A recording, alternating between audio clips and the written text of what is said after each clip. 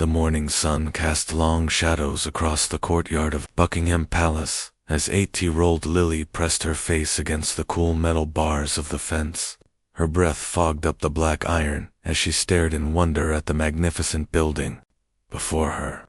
This was her first time in London, and everything felt like stepping into a fairy tale.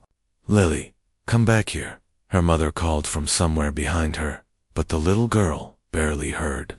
She was completely mesmerized by the sight before her eyes. Standing perfectly still like a statue was a royal guard in his bright red uniform, an enormous black hat. The man looked like he had been carved from stone. Guard Michael Thompson had been standing at his post for exactly 2 hours and 17 minutes. Not that anyone keeping track would know. His face showed nothing. No tiredness, no discomfort, no awareness of the growing crowd of tourists gathering around the palace gates. His black boots were polished to perfection, his red jacket pressed, without a single wrinkle. The heavy bearskin hat on his head weighed nearly 2 pounds, but he held his neck straight and strong. Michael had been doing this job for 3 years now. 3 years of standing motionless for hours, rain or shine. 3 years of tourists taking pictures, making jokes, and sometimes trying to make him laugh or move. He had learned to tune it all out. Well, almost all of it. Lily wiggled through the crowd of adults, her small frame allowing her to slip between the legs of tourists busy snapping photos with their phones. Her parents were somewhere behind her, probably arguing about the map again. Dad always insisted he knew the way, and Mom always insisted they should ask for directions. Lily had learned it was easier to just explore on her own. She found a spot right at the front, directly in line with the guard's post. From here, she could see everything. The guard was tall, probably as tall as her daddy, with strong shoulders, and hands that gripped his rifle just right. But it was his eyes that caught her attention. Most people probably thought the guard was staring straight ahead at nothing. But Lily noticed something different. His eyes were moving, just tiny movements that nobody else seemed to catch. Every few minutes, his gaze would shift slightly, taking in the crowd, watching for something. "He's not really like a statue," she whispered to herself. Fascinated, an older lady with a thick German accent was talking loudly to her husband right next to Lily. "Hans, take the picture now. These guards, they never move. It's like they're not even real people." Lily frowned. Of course he was a real person. She could see him breathing if she looked carefully. His chest rose and fell so slightly that most people missed it, and every now and then she caught him blinking, though he did it so quickly that if you weren't really watching, you'd never notice. The crowd around her kept changing. Tour groups came and went. Families posed for photos. Children asked their parents a million questions. But Lily stayed put. Something about this guard made her want to keep watching. "Why doesn't he move, Mummy?" A little boy asked his mother. "Because that's his job, sweetie. He's protecting the Queen's house." Lily tilted her head, thinking about this. Protecting the Queen sounded like the most important job in the world. No wonder he took it so seriously. A group of teenagers approached, giggling and nudging each other. One of them, a boy with spiky hair, stepped closer to the guard than the rope barrier really allowed. "Watch this," he said to his friends, loud enough for everyone to hear. "I bet I can make him laugh." The boy started making funny faces at the guard, sticking out his tongue and crossing his eyes. His friends laughed and encouraged him. Some of the other tourists looked annoyed, but most just watched to see what would happen. Michael saw everything, of course. In his 3 years of service, he had seen every trick imaginable. People had told jokes, made faces, pretended to trip, even tried to tickle him once. He had been trained to handle all of it without so much as twitching an eyebrow. But something unexpected happened. As the teenage boy continued his silly performance, Michael's eyes briefly met those of the little girl at the front of the crowd. She wasn't laughing at the boy's antics. Instead, She looked almost protective, like she didn't want anyone bothering the guard. The moment lasted only a second before Michael returned his gaze to its proper position. But something about that little girl's expression stayed with him. Lily felt angry watching the teenager trying to embarrass the guard. It wasn't fair. The guard was doing his job, trying to keep everyone safe, and this boy was just being mean for no reason. "Stop it," she said, her voice small but firm. The teenager looked down at her, surprised. "What did you say, kid?" "I said stop it. You're being mean to him. He's working." The boy's friends started laughing even harder. "Oh man, you got told off by a little kid." The teenager's face turned red, and he looked like he might say something mean back to Lily. But just then, a palace security officer approached. "I'm going to need you folks to step back behind the rope, please," the officer said politely but firmly. The teenagers grumbled but moved away. The security officer smiled at Lily. "That was very kind of you to speak up, young lady." Lily felt her cheeks warm with embarrassment, but she was glad the guard wouldn't be bothered anymore as the crowd settled back into its normal rhythm of photos and quiet chatter. Lily resumed her careful study of the guard. She noticed how straight he stood, never letting his shoulders slump, even though that heavy hat must have been uncomfortable. She noticed how his breathing stayed calm and steady, even when people were being annoying. "There you are." Her father's voice made her jump. "We've been looking everywhere for you." "Sorry, Daddy, I was just watching the guard." Her mother appeared beside her father, looking relieved but slightly frustrated. "Lily, you can't just wander off like that. We were worried sick." "But Mom, look at him. He's been standing there for so long, and he never gets tired or moves or anything. How does he do that?" Her parents followed her gaze to the motionless guard. Her father chuckled. "It's called discipline, sweetheart. He's trained to do that job no matter what. But doesn't it hurt?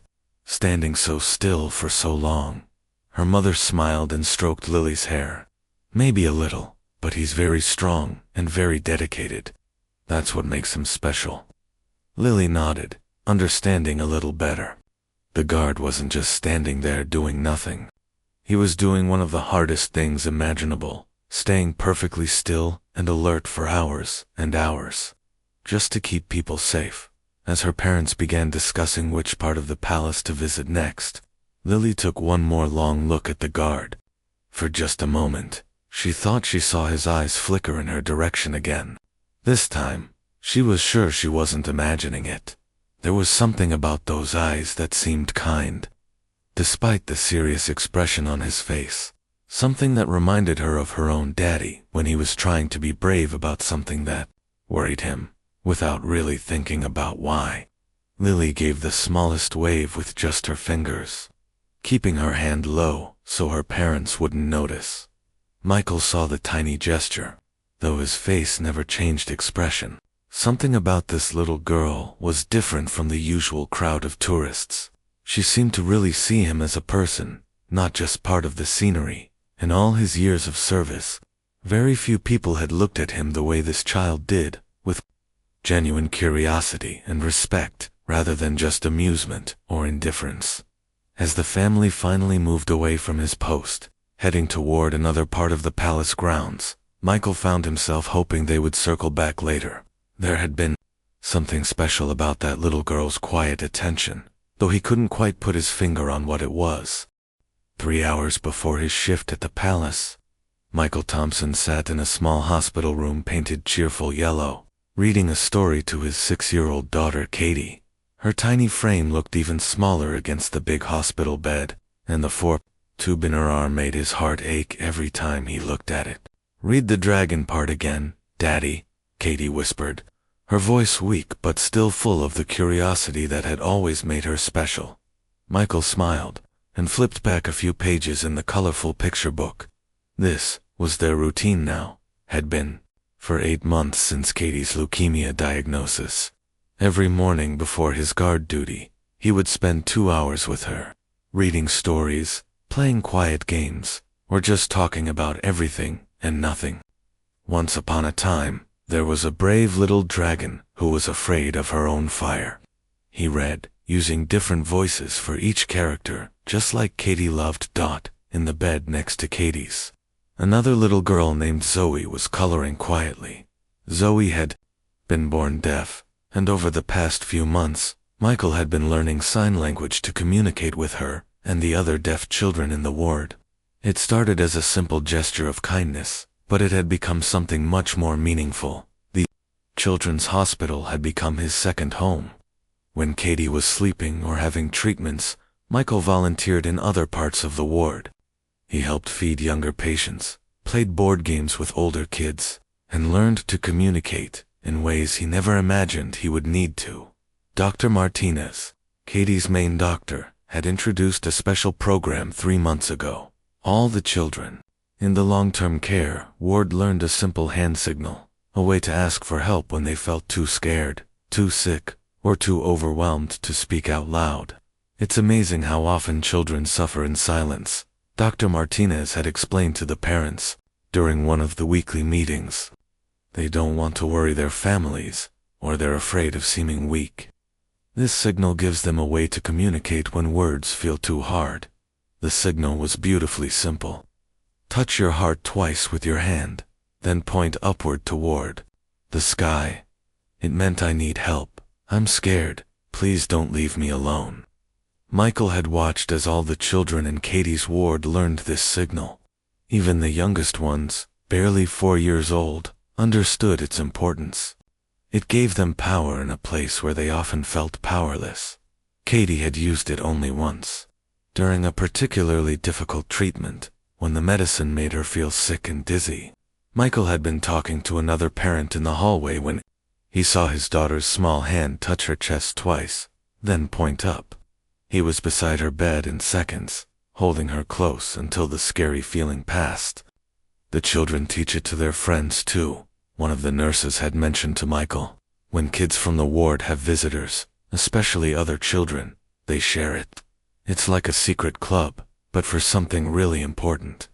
Michael found this beautiful in a world where children often felt helpless. This simple gesture gave them agency, gave them a voice when their actual voice felt too small or too scared.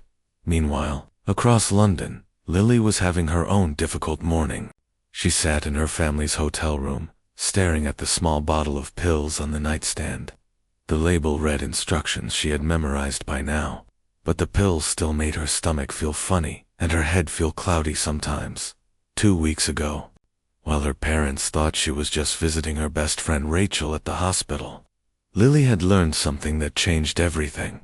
Rachel had been in the children's ward for treatment of a rare blood condition, and during one of Lily's visits, a kind nurse had taught both girls about a special signal. Sometimes when you're not feeling well, it's hard to find the right words. The nurse had explained to the small group of visiting children. Sometimes you might feel scared or sick, but don't want to worry the grown-ups around you. This little signal is like a secret way to say I need help without having to explain everything. The nurse demonstrated, hand to heart twice, then pointing up. It means you're asking for help from your heart, and you're looking to the people who care about you to notice and help you feel safe. Lily had practiced the signal with Rachel, both girls giggling but understanding that it was something serious and important. Rachel explained that lots of kids in the hospital knew it, and it made her feel less alone when she was scared during treatments. Even if your mommy and daddy are talking to doctors and you can't interrupt, you can use this signal, Rachel had told her. The nurses here all know what it means, and they'll come help you right away. What Lily hadn't told Rachel, or her parents, or anyone, was that she had her own medical situation now. The pills on the nightstand were for a condition the doctors were still figuring out. The episodes of dizziness, the times when she felt weak and confused, the strange feeling in her chest that made her heart race. Her parents knew about the doctor visits, but they didn't know how scary it felt when these episodes happened.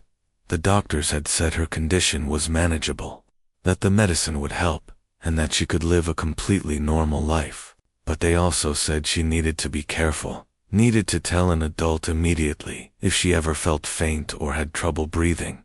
The problem was, Lily had inherited her father's stubborn streak and her mother's tendency to worry about everyone else's feelings. She didn't want to ruin their first family vacation in 2 years.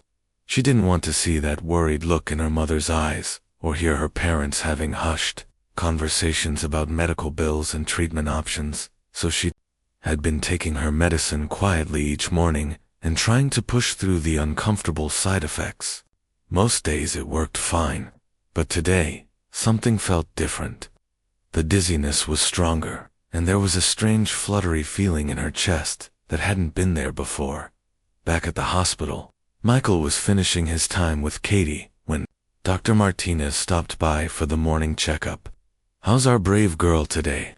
the doctor asked, speaking directly to Katie in the respectful way she appreciated. "I'm okay," Katie replied, though her voice was tired. "Daddy read me 3 stories, and I colored a picture for Nurse Jenny." Dr. Martinez examined Katie gently, checking her vitals and making notes on her chart.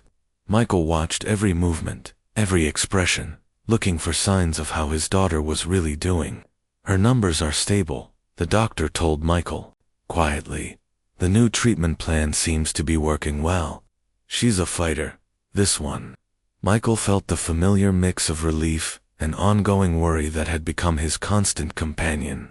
Every day brought small victories and new concerns, hope and fear, walking hand in hand. "I should head to work soon," Michael told Katie, kissing her forehead. "But I'll be back tonight, with dinner from that place you like, okay?" "The one with the good soup?" Katie asked, brightening slightly. "The one with the good soup," he confirmed, as Michael prepared to leave for his shift at the palace. He had no idea that across the city, a little girl named Lily was struggling with her own secret medical challenges, armed with the same signal for help that his daughter and her friends had learned to rely on. Neither of them could have predicted that their 2 worlds were about to collide in the most unexpected way, connected by a simple gesture born from the understanding that sometimes the bravest thing a person can do is ask for help. The afternoon sun had grown much stronger since the morning, and the courtyard at Buckingham Palace was packed with tourists. Lily stood with her family near the same spot where she had watched the guard earlier, but something felt very different now. The medicine she had taken that morning was making her feel strange in a way that scared her. Her parents were completely absorbed in planning their next stop. Dad was studying the guidebook, while Mom scrolled through her phone, looking at reviews of nearby attractions. They had been walking around London for hours, and Lily hadn't wanted to complain because everyone seemed so happy and excited about their vacation. "Look, honey," her mother said to her father, not noticing how quiet Lily had become.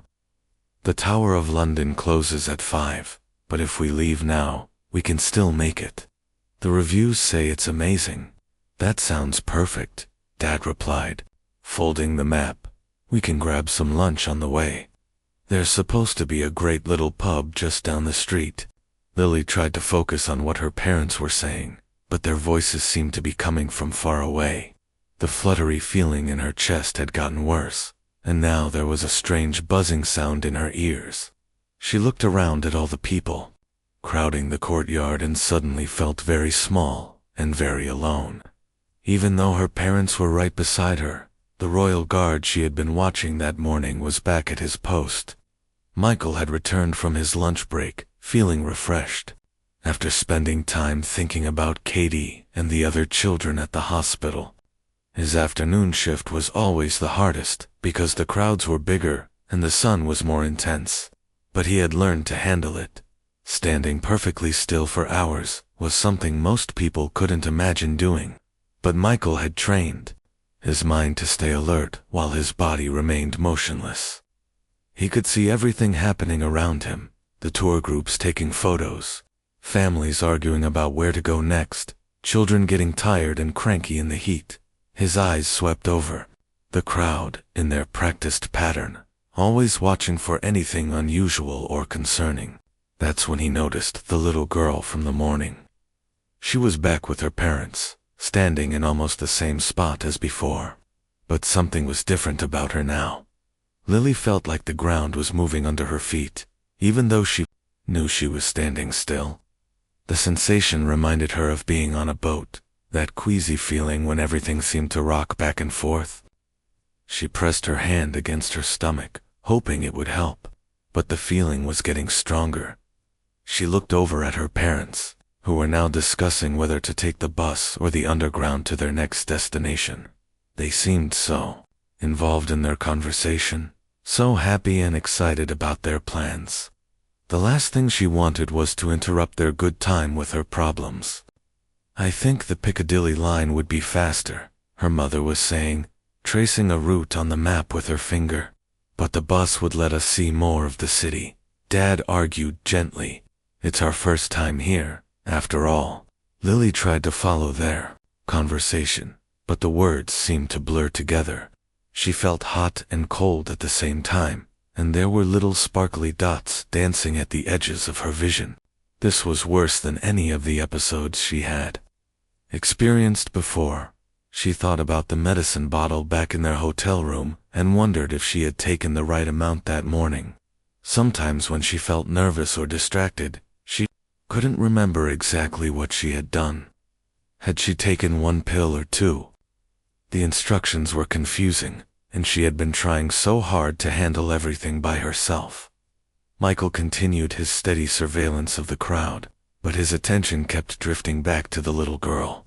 There was something about the way she was standing that triggered his protective instincts. As a father, he had learned to recognize the subtle signs when a child wasn't feeling well, even when they were trying to hide it. The girl was very still, but not in a relaxed way. Her shoulders were tense, and she kept pressing her hand to her stomach. Her parents were talking animatedly, just a few feet away, but she wasn't participating in their conversation or even seeming to listen to them. Lily felt a wave of dizziness wash over her. That was stronger than anything she had experienced before. The courtyard seemed to tilt sideways, and she had to concentrate hard just to stay standing. She looked around desperately, hoping someone would notice that something was wrong. But everyone was busy with their own activities.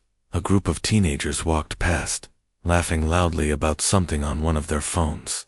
An elderly couple was arguing about which direction to go next. A family with 3 young children was dealing with a toddler who had dropped his ice cream and was starting to cry. Nobody was paying attention to one quiet little girl who was struggling not to fall down. Lily's heart started beating very fast, and she could feel sweat on her forehead even though she suddenly felt cold all over.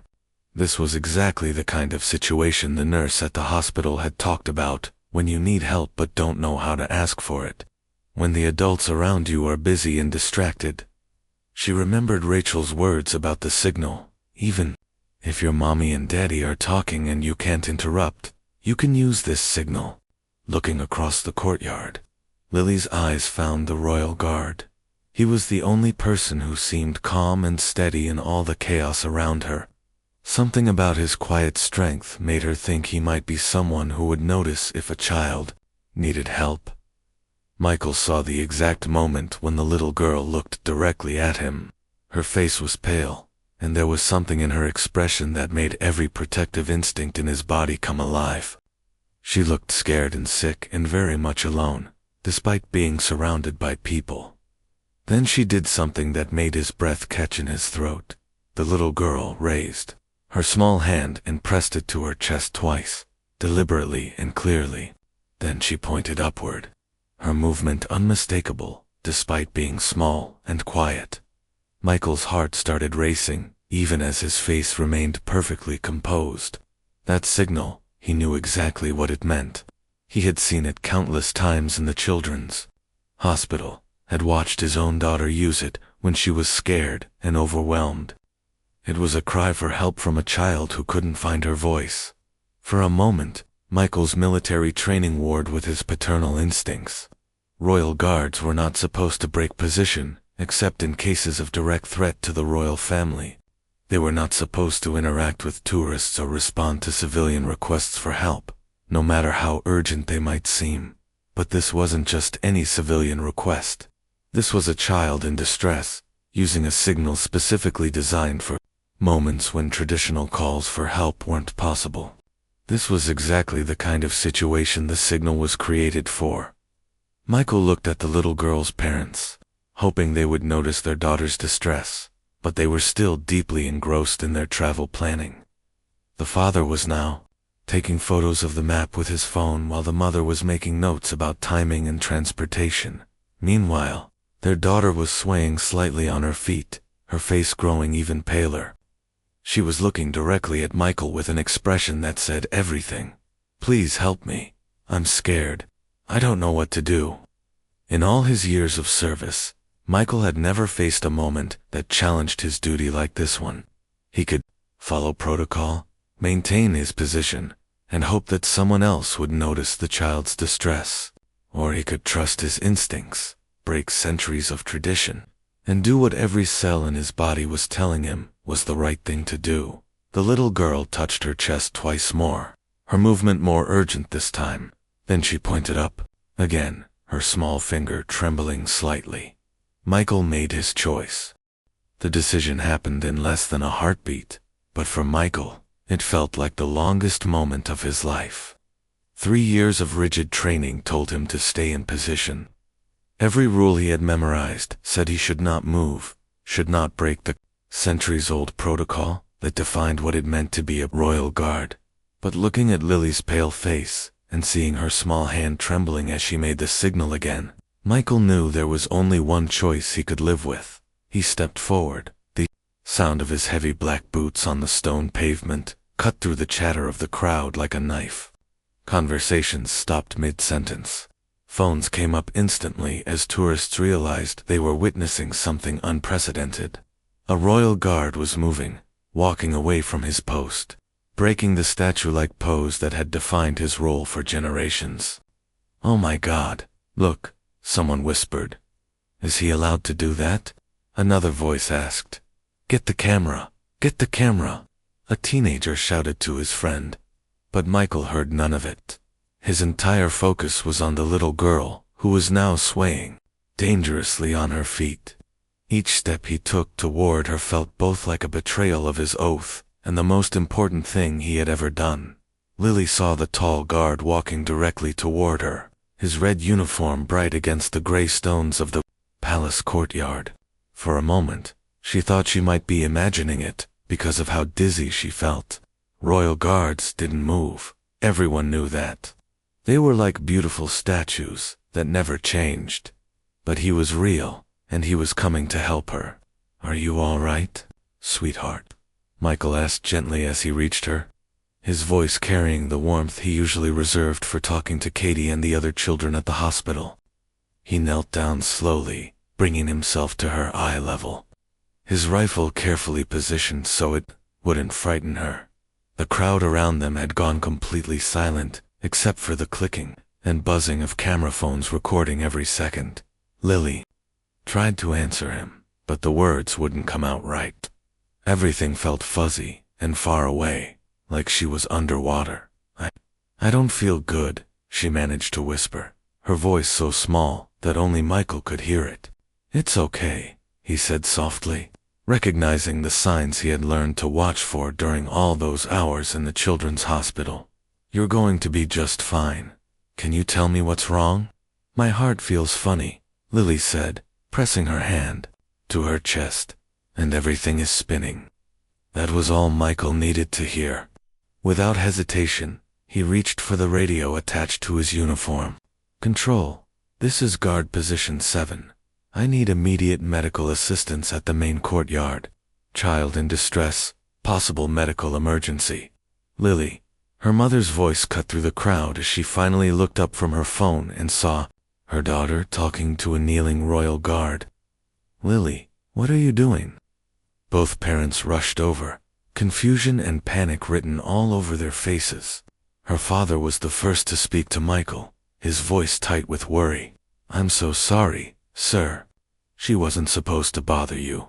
We told her not to. She's not in trouble," Michael interrupted gently but firmly. Your daughter is feeling unwell. She asked for help, and that's exactly what she should have done. Lily's mother knelt down beside her daughter, finally noticing what she had been too distracted to see before. Lily's face was pale and damp with sweat, her breathing was shallow, and she was leaning against the guard for support.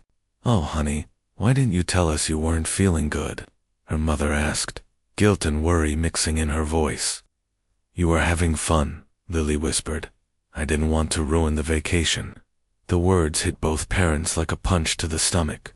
They had been so excited about showing Lily the sights of London that they had missed the signs that their own daughter was in distress. "Sweetheart, you could never ruin anything," her father said, his voice thick with emotion. "Your health is the most important thing in the world to us." By now, a crowd of several hundred people had gathered in a wide circle around them, everyone trying to get a photo or video of the unprecedented scene. Palace security officers were pushing through the crowd, trying to maintain order and give the family privacy. The paramedics arrived within minutes, their bright green uniforms a welcome sight.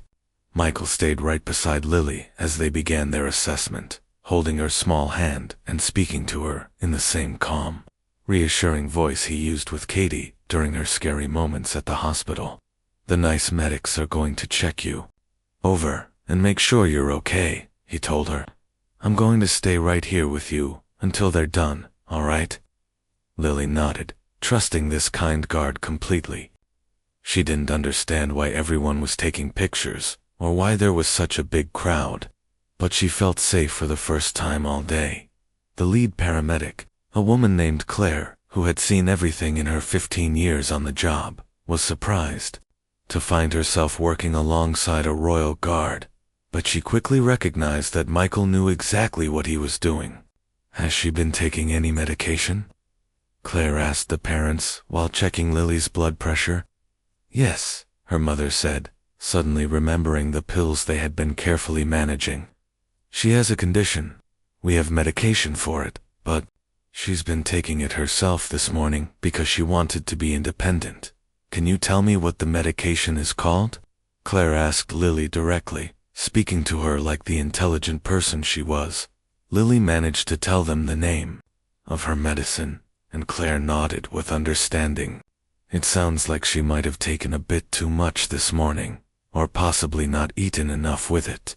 That can cause dizziness and heart palpitations." Michael felt a wave of relief.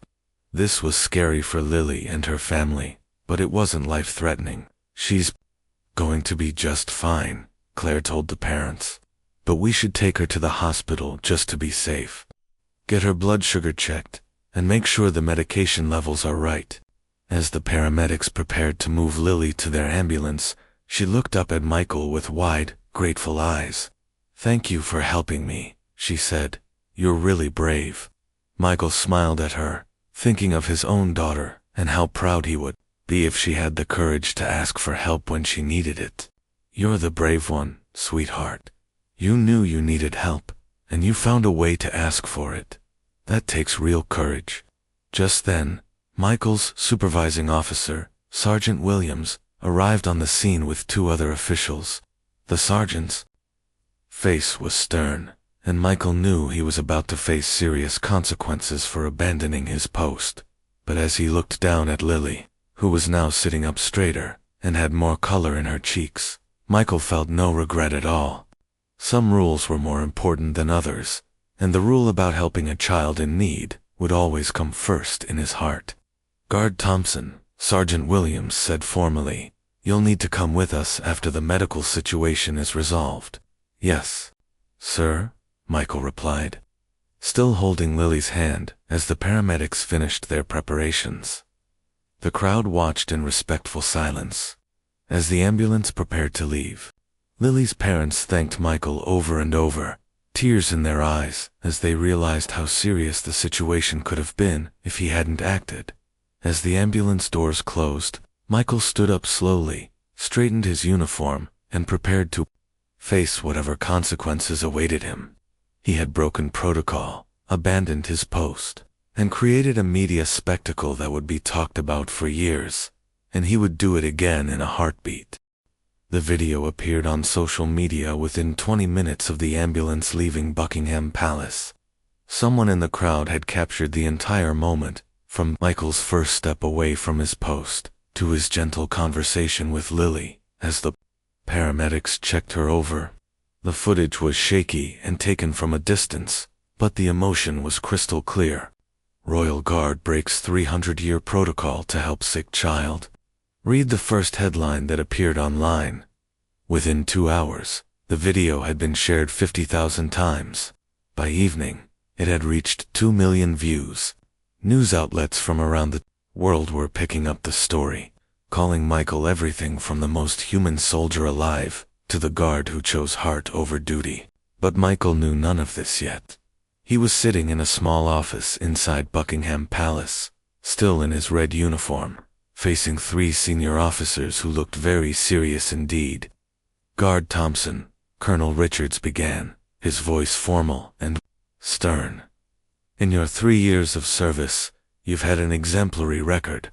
No infractions, no complaints, consistently high marks in all evaluations. Michael sat straight in his chair, hands folded in his lap. Yes, sir. Which makes what happened today all the more unusual, the colonel continued. You abandoned your post during active duty hours. You interacted extensively with civilians without authorization. You created a public spectacle that has drawn international attention. Yes, sir, Michael repeated, his voice steady despite the knot growing in his stomach. Can you explain your reasoning? Michael thought of Lily's pale face, of her small hand making the signal he recognized from the children's hospital, of the trust in her eyes when he knelt down beside her. The child was in medical distress, sir. She used a recognized signal for emergency help that I knew from my volunteer work at the children's hospital. I assessed the situation as requiring immediate intervention. The third officer, Major Patterson, leaned forward. And you felt this justified completely abandoning your post and breaking protocols that have existed for centuries. With respect, sir, I felt it justified saving a child's life. The room fell quiet. Michael expected anger, shouting, maybe immediate dismissal from service. Instead, Colonel Richards did something unexpected. He smiled. Thompson, are you aware that in the past 4 hours, we've received over 300 phone calls about you? Michael's heart sank. He imagined angry citizens complaining about his unprofessional behavior, demanding his removal from duty. No, sir. I apologize for any embarrassment I've caused the Guard and the royal family. Embarrassment? Major Patterson laughed outright.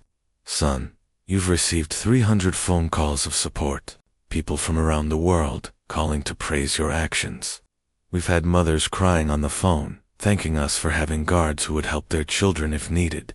Colonel Richards opened a folder on his desk. We've also received a call from the hospital where the little girl was taken. She's going to be fine, by the way. Medication adjustment issue, exactly what the paramedics suspected. But here's the interesting part. The doctors there told us about this signal system they use with sick children. Michael's eyes widened. He hadn't expected his volunteer work to become part of this conversation. It seems you weren't just randomly helping a tourist, Thompson. You were responding appropriately to a recognized distress signal from a child, who had been taught that signal specifically for situations where traditional calls for help weren't possible. The colonel closed the folder and looked directly at Michael. 20 minutes ago, I received a phone call from Buckingham Palace's private secretary. The royal family has been briefed on today's events. Michael held his breath. They would like to commend your actions and implement a new protocol immediately. All royal guards will now receive training on this children's distress signal. If any guard observes a child making this signal, they are authorized to break standard protocol to provide assistance. Michael felt like the world had just shifted around him. Not only was he not in trouble, but his actions were going to help protect more children in the future. Furthermore, Major Patterson added with a grin, You're being promoted to senior guard and assigned as the liaison between the guard and local children's hospitals. Seems your volunteer work has become officially valuable. Meanwhile, across London, Lily was sitting up in a hospital bed, feeling much better after the doctors had adjusted her medication and made sure she had eaten properly. Her parents sat on either side of her bed, still looking worried but relieved. "Sweetheart," her mother said gently, "we need to talk about why you didn't tell us you were feeling sick today." Lily looked down at her hands. "I didn't want to ruin our vacation. You and Daddy seemed so happy, and I thought I could handle it by myself." Her father took her small hand in his much larger one. "Lily, listen to me very carefully. There is nothing in this world more important to your mother and me than you being healthy and safe. No vacation, no plan, no anything matters more than that. But what about all the money you spent on the trip?" Her parents looked at each other, realizing how much pressure their 8-year-old had been putting on herself. "The money doesn't matter, baby," her mother said, tears in her eyes. "We can take 100 vacations, but we only have one. You promise us that from now on, if you don't feel good, you'll tell us immediately, okay?" "I promise," Lily said. The nice guard said the same thing. He said asking for help when you need it is the bravest thing you can do. That evening, a nurse came in with something special, a tablet computer showing news coverage of what had happened at the palace. "Your new friend is quite famous," the nurse said with a smile. Lily watched in amazement as she saw herself on the news, watching Michael walk toward her in his bright red uniform. The reporter was calling him a hero, explaining how he had risked his career to help a child in need. "He got in trouble because of me," Lily said, her eyes filling with tears. "Oh no, sweetheart," the nurse said quickly. "Keep watching."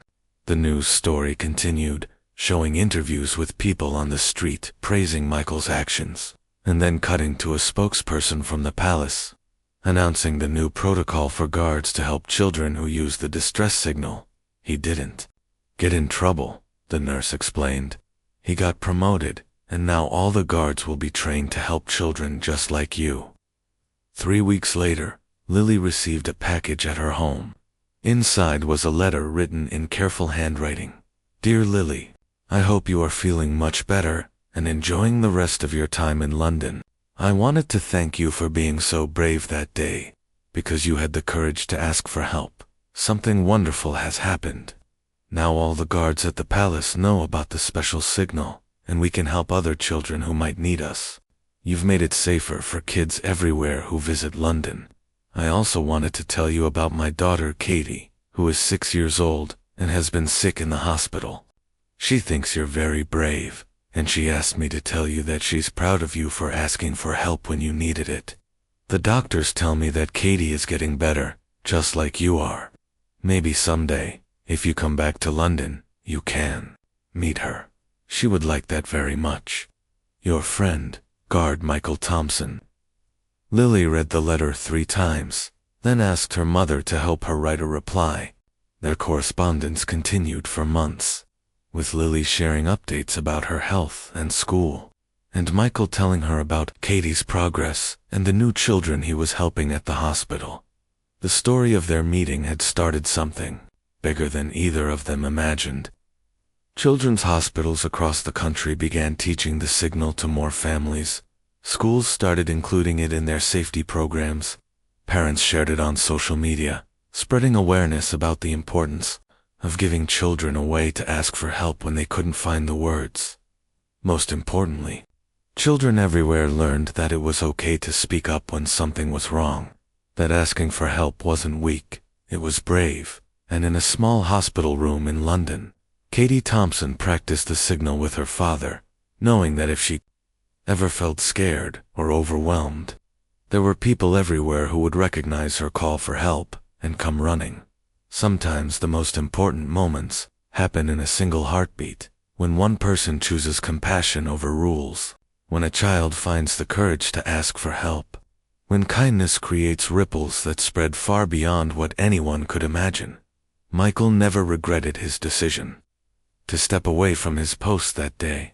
Every time he stood guard at the palace, he remembered that his most important duty wasn't to remain perfectly still, it was to remain perfectly human.